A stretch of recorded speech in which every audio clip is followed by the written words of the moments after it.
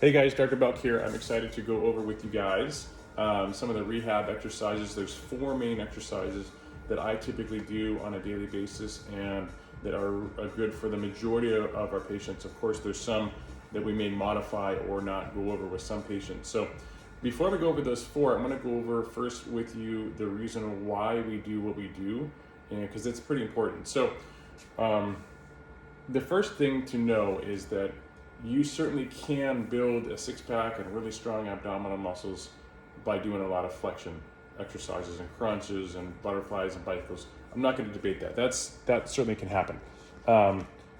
Is it the best for our spine? No, not really. So similar to, you can build really big, large quad muscles if you're putting a lot of weight and you're squatting a lot of weight. Is that the best for our spine? No, not really, because it definitely is going to compress that spine. So if we have spine-related issues, low back pain, disc herniations, sciatica, bulges, history of trauma, fractures like myself, we're going to definitely want to modify. So there's 3 positions of the lower back, okay? So the first position is just standing here, normal. This is what we call neutral, okay? Spine is straight.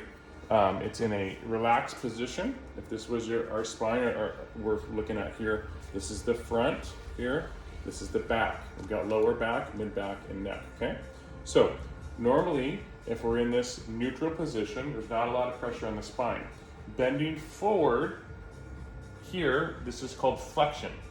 And then if we go back, this is extension, okay? So forward bending, this is flexion, and backward bending, this is into extension, okay? It's not that we're a robot and we never want to go into flexion. We certainly are gonna do that at periodic times. However, most of us, myself included, have a tendency to go into a lot more flexion than is probably good for our backs, okay? So what happens when we go into flexion is this. If this is our lower back, and we take this out and we look at it from a side position, you've got bone, disc, bone, and nerve, okay? So here's what happens when we go into flexion. A lot of flexion, not always, not every single time, but when we have disc problems and disc herniations and bulges, this is what has a tendency to happen. So when we go into flexion and forward bending, what it wants to happen is this disc on that back portion, it wants to push out that way, okay?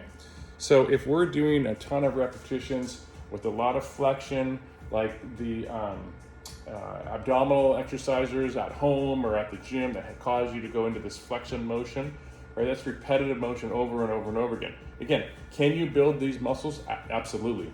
But it's at a cost, right? We're definitely going to compress that spine and irritate it, especially if there's already a pre-existing low back issue.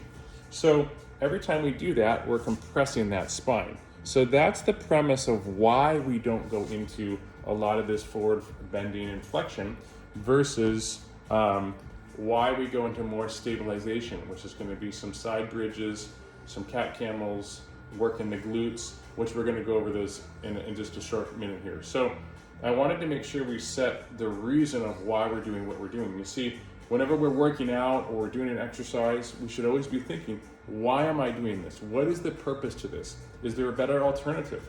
I don't have all the answers. I'm constantly thinking that as well. And there's things that I look back at I was doing even a year ago that I don't do anymore because of what I've learned. So I just want to share with you the things that have worked really well for me and thousands of the patients.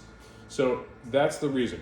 To sum it up, the reason why we don't do a lot of flexion exercises when we're trying to strengthen that core is that it's going to compromise that lower back, and it's going to cause this disc to want to compress and bulge on out and push on out if it isn't already doing so. And if it already is, it's going to further worsen that condition, okay?